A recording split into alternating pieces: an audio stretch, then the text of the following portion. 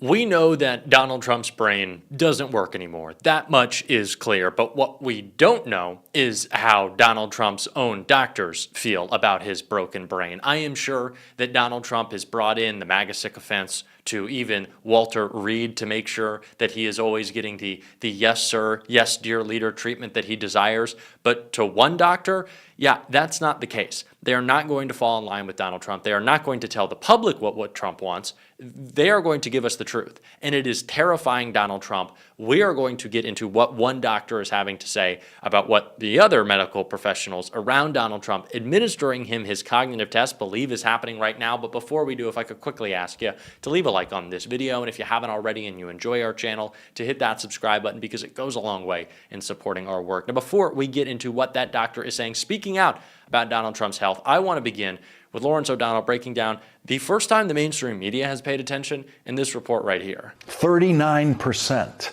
That is the measure of Donald Trump's physical decline since his first time in the White House. 39%. In an article published tonight by the New York Times, Katie Rogers and Dylan Friedman report under the headline, "Shorter Days, Signs of Fatigue, Trump Faces Realities of Aging in Office." The Times has documented the newly abbreviated schedule for the struggling 79-year-old man. Quote, in 2017, the first year of his first term, Mr. Trump's scheduled events started at 10:31 a.m. on average. By contrast, Mr. Trump in his second term has started scheduled events in the afternoon on average at 12:08 p.m. His events end on average at around the same time as they did during the first year of his term, shortly after 5 p.m. The number of Mr. Trump's total official appearances has decreased by 39%. 39% less Donald Trump. That's what we're getting now. Donald Trump was the laziest president we had ever seen in his first term. He is now 39% lazier. And he is now apparently struggling with a 5-hour workday. And of course, none of us have seen him do anything that in any way meets the definition of work during those 5 hours. The Times reports Mr. Trump appeared to doze off during an event in the Oval Office. And so we are now covering the physical decline and fall of Donald Trump.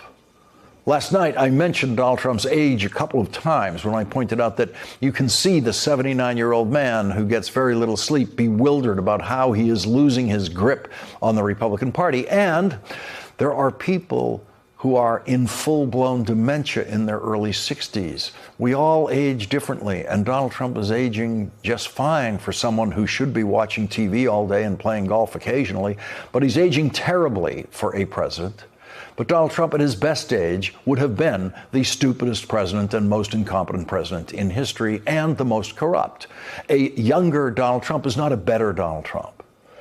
It is a travesty that we have to get excited and celebrate and cheer them on when the mainstream media does their job in actually covering Donald Trump's deteriorating cognitive and physical health. The cover-up alone should lead the mainstream media to want to cover this.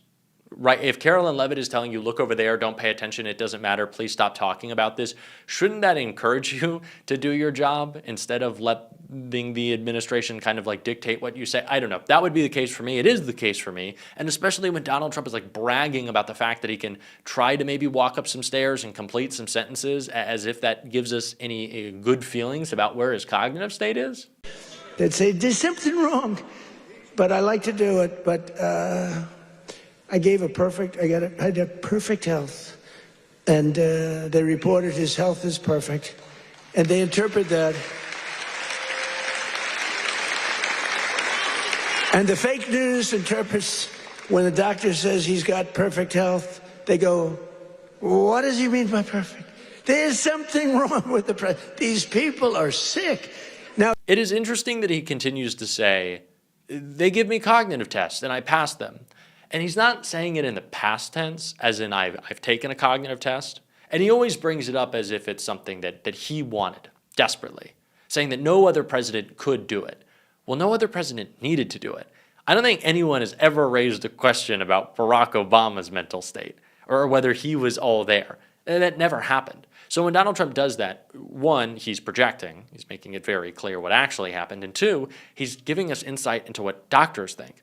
And that is what one medical professional analyzed in this article right here. Trump doctors check how bad he's doing as cognitive decline continues, psychologist. Frequent checkups for Donald Trump could point to monitoring a health problem rather than finding it, a psychologist has claimed.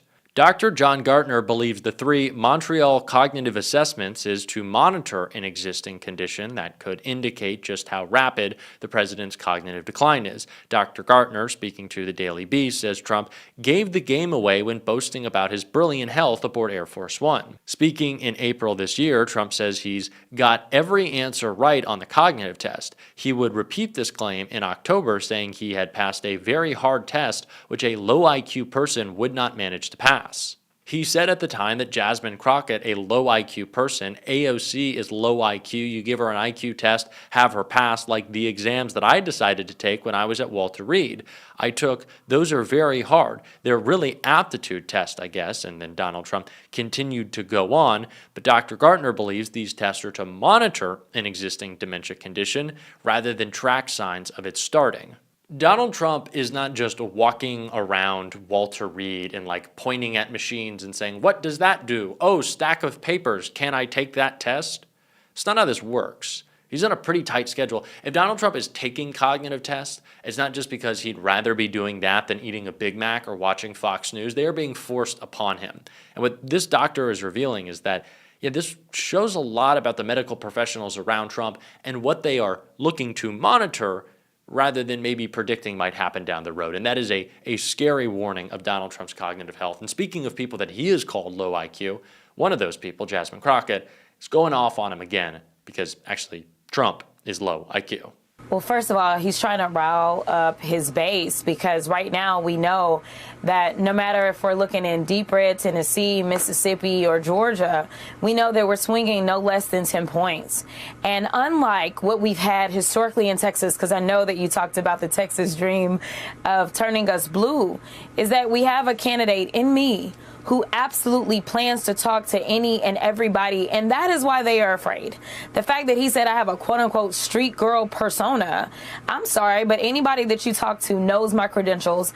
They know that I've gone to school. They know that I'm educated. I never tried to put on some random story about where I came from, but at the end of the day, I am who I am, and I am authentic.